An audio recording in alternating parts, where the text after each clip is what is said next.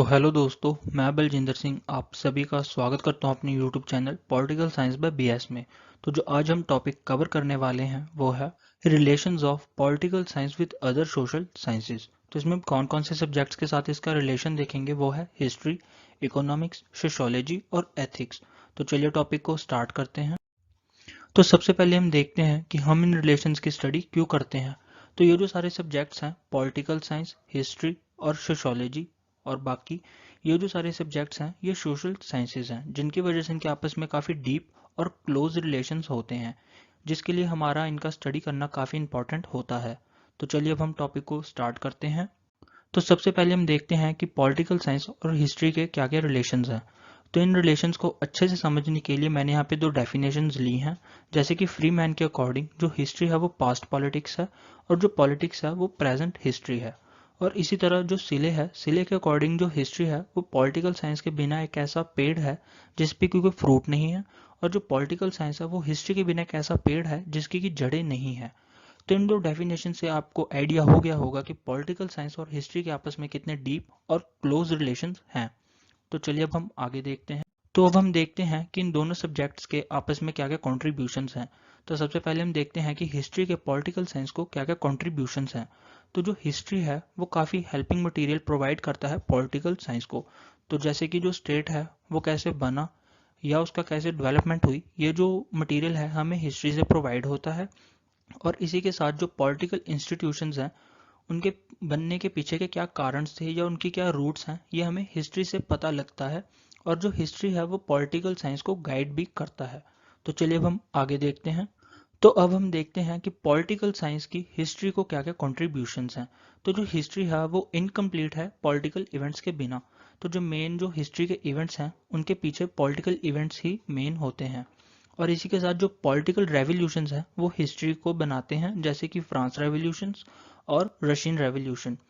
तो इसके बाद अब हम देखते हैं कि इन दोनों में डिफरेंस क्या क्या है। तो जो पॉलिटिकल साइंस है वो उस हर चीज़ से रिलेटेड नहीं है जो हिस्ट्री में बताया गया है। जैसे कि हिस्ट्री में कई बार काफ़ी कुछ पर्सनल राजाओं के बारे में बता दिया जाता है जो कि हमारे लिए पॉलिटिकल साइंस में इंपॉर्टेंट नहीं है। और हिस्ट्री में डेट्स काफ़ी इंपॉर्टेंट है जो कि पॉलिटिकल साइंस में नहीं होता।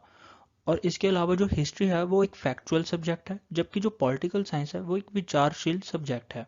क्योंकि जो हिस्ट्री है वो फैक्ट पे बेस्ड है, जो हिस्ट्री में हो चुका है वही हिस्ट्री में बताया गया है। जबकि जो पॉलिटिकल साइंस है उसमें हम न्यू थ्योरीज बनाते हैं और काफी कुछ न्यू न्यू थॉट्स के बारे में बातें करते हैं। और जो हिस्ट्री है वो सिर्फ पास्ट से रिलेटेड है, जबकि जो पॉलिटिकल साइंस है वो पास्ट, फ्यूचर और प्रेजेंट इन तीनों से रिलेटेड है। तो अब हम देखते हैं कि पॉलिटिकल साइंस और इकोनॉमिक्स के क्या क्या रिलेशंस हैं। तो जो पॉलिटिकल साइंस और इकोनॉमिक्स हैं ये पहले एक ही सब्जेक्ट हुआ करते थे। ये मॉडर्न टाइम में ही दो डिफरेंट सब्जेक्ट्स बने हैं। एशियन टाइम्स में इन्हें पॉलिटिकल इकोनॉमी बोला जाता था। तो इनसे आपको आइडिया हो गया होगा कि इन दोनों के आपस में कितने डीप और क्लोज रिलेशंस हैं। तो और जैसे कि यहाँ पे लिखा गया है कि जो इकोनॉमिक्स है वो कंट्रोल और गाइड होती है पॉलिटिक्स के द्वारा, और इनके आपस में काफ़ी डीप और क्लोज रिलेशंस है और इनको एक दूसरे से अलग करना नामुमकिन है। तो अब हम देखते हैं कि इकोनॉमिक्स की क्या क्या कंट्रीब्यूशन है पॉलिटिकल साइंस को। तो काफ़ी बार जो पॉलिटिकल आइडियोलॉजीज हैं वो इन्फ्लुएंस्ड होती हैं पॉलिटिकल कंडीशंस से, जैसे कि कैपिटलिज्म और कम्युनिज्म। और इसके अलावा जो मॉडर्न स्टेट है उसको इकोनॉमिक्स की असिस्टेंट की काफ़ी ज़रूरत है, क्योंकि जो मॉडर्न स्टेट्स हैं इनमें काफ़ी बार ऐसा काम होता है जो कि इकोनॉमिक्स की हेल्प के बिना नहीं हो सकता। जैसे कि जो पैसा है उसका प्रोडक्शन, डिस्ट्रीब्यूशन, कंजम्पशन और एक्सचेंज, ये जो काम है ये इकोनॉमिक्स की हेल्प के साथ ही हो सकता है। और इसके अलावा जो गवर्नमेंट की पॉलिसीज़ हैं वो इकोनॉमिक कंडीशन से काफ़ी इन्फ्लुएंस होती हैं, क्योंकि जो गवर्नमेंट है उसको काम करने के लिए पैसे की ज़रूरत होती है जो कि स्टेट की इकोनॉमी पे डिपेंड करता है। और इसी के साथ ही जो इकोनॉमिक्स कंडीशंस हैं वो कई बार पॉलिटिकल स्ट्रक्चर को भी इफ़ेक्ट करती हैं। जैसे कि अगर कोई स्टेट ज़्यादा ही गरीब है तो वहाँ के पॉलिटिकल स्ट्रक्चर में हमें करप्शन देखने को मिलती है, जबकि अगर कोई स्टेट ज़्यादा अमीर है तो वहाँ पे हमें करप्शन कम देखने को मिलती है। तो अब हम देखते हैं कि पॉलिटिकल साइंस की क्या क्या कंट्रीब्यूशन है इकोनॉमिक्स को। तो जो इकोनॉमिक्स प्रोग्राम्स हैं वो इम्प्लीमेंट स्टेट के लॉ के ज़रिए होते हैं। जैसे कि मैंने आपको बताया कि जो पैसे का डिस्ट्रीब्यूशन है, प्रोडक्शन है और एक्सचेंज वगैरह है, ये सारी पॉलिसीज स्टेट के लॉ के द्वारा इम्प्लीमेंट होती हैं। और जो पॉलिटिकल स्ट्रक्चर है वो रेगुलेट भी स्टेट के लॉज के साथ ही होता है, जैसे कि बैंकिंग सिस्टम, टैक्स पॉलिसीज और इम्पोर्ट एक्सपोर्ट ड्यूटी वगैरह स्टेट के जो लॉज हैं उनके द्वारा रेगुलेट किया जाता है। अब हम देखते हैं कि पॉलिटिकल साइंस और इकोनॉमिक्स में क्या क्या डिफरेंस है।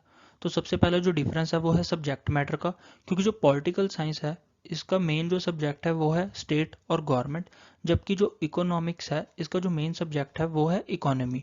और इन दोनों के स्कोप में भी काफ़ी डिफरेंस है, क्योंकि जो पॉलिटिकल साइंस है इसको जो स्कोप है वो इकोनॉमिक्स के काफ़ी बड़ा है। क्योंकि जो पॉलिटिकल साइंस है इसमें हम स्टेट और जो स्टेट के साथ जो उसके रिलेटेड टॉपिक्स हैं हम उनकी डिटेल स्टडी करते हैं, जबकि इकोनॉमिक्स में हम सिर्फ स्टेट के इकोनॉमी की स्टडी करते हैं। और इसके अलावा इन दोनों के मेथड में भी काफ़ी डिफरेंस है। जैसे कि जो पॉलिटिकल साइंस है वो एक स्पेकुलेटिव सब्जेक्ट है, उसमें हम काफ़ी विचार विमर्श करते हैं, जबकि जो इकोनॉमिक्स है वो नंबर से रिलेटेड सब्जेक्ट है। तो अब हम बात करते हैं कि पॉलिटिकल साइंस और सोशियोलॉजी के क्या क्या रिलेशंस हैं। तो जो सोशियोलॉजी है इसे सोशल साइंसेज में मदर साइंस भी बोला जाता है, क्योंकि इसमें हम ह्यूमन लाइफ के सभी एस्पेक्ट्स की स्टडी करते हैं।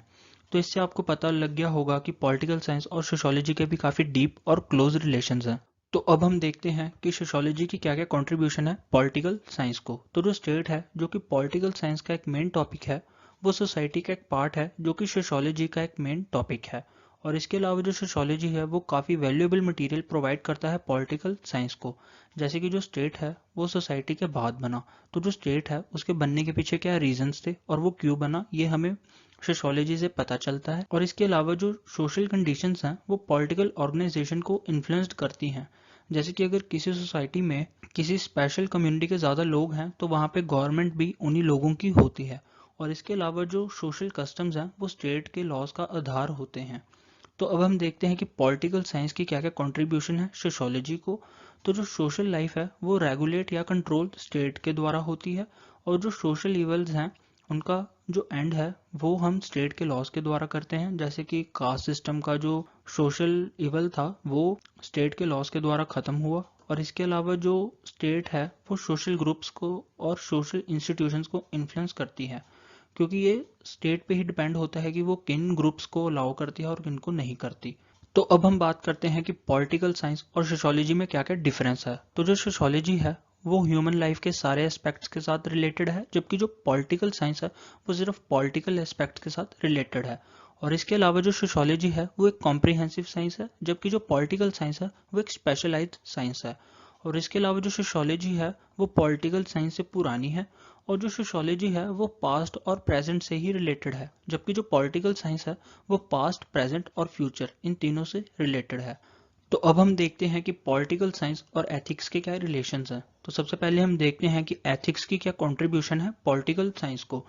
तो जो स्टेट है उसे अपने पर्पस अचीव करने के लिए एथिक्स की हेल्प की ज़रूरत होती है। और जो सोसाइटी के मॉरल स्टैंडर्ड्स हैं वो स्टेट के लॉ को अफेक्ट करते हैं। जैसे कि सोसाइटी में चोरी करना एक गलत बात है, तो उसी तरह से स्टेट में भी ये क्राइम होता है। और इसके अलावा जो गवर्नमेंट की अचीवमेंट्स हैं उनको चेक करने के लिए एथिक्स हमारे लिए हेल्पफुल है। और इसके साथ अगर हम देखते हैं कि पॉलिटिकल साइंस की क्या कंट्रीब्यूशन है एथिक्स को, तो जो मॉरल इवल्स हैं उनको स्टेट के लॉज के द्वारा ख़त्म किया जाता है, जैसे कि कास्ट सिस्टम। और अगर हम बात करते हैं कि जो मॉरल इवल्स हैं वो लीगल क्राइम होते हैं, जैसे कि अनटचेबिलिटी। तो अब हम देखते हैं कि पॉलिटिकल साइंस और एथिक्स में क्या क्या डिफरेंस है। तो जो एथिक्स है वो इनर मोटिव से, जो इंसान है उनके इनर मोटिव से रिलेटेड है, जबकि जो पॉलिटिकल साइंस है वो इंसान के आउटर एक्शन जो उसके स्टेट में है उनसे रिलेटेड है। और इसके अलावा जो पॉलिटिकल साइंस है वो सिर्फ पॉलिटिकल एस्पेक्ट्स के साथ रिलेटेड है, जबकि जो एथिक है वो मॉरल एस्पेक्ट के साथ रिलेटेड है। और जो स्टेट के लॉ हैं उनके पीछे एक सज़ा देने वाली पावर होती है, जिससे लोग डर कर उनको फॉलो करते हैं, जबकि जो मॉरल प्रिंसिपल्स हैं उनके साथ ऐसा नहीं होता। तो इसी के साथ ही हमारा टॉपिक एंड होता है। और इस वीडियो को देखने के लिए आपका बहुत बहुत शुक्रिया। अगर आपको ये वीडियो अच्छी लगी हो तो आप इस वीडियो को लाइक शेयर और इस वीडियो पे कमेंट भी कर सकते हैं। और अगर आपको इसी तरह और भी टॉपिक्स पे वीडियो चाहिए तो आप मेरे चैनल को सब्सक्राइब कर सकते हैं। और इसी के साथ अगर आपको इस वीडियो की पीडीएफ फाइल चाहिए तो वो आपको इस टेलीग्राम चैनल पे मिल जाएगी। और इसके साथ आप मेरे को इंस्टाग्राम पे इस आईडी पे फॉलो कर सकते हैं, जहाँ पे मैं इस वीडियो से रिलेटेड क्विज के क्वेश्चन डालता रहता हूँ। सो बहुत बहुत धन्यवाद।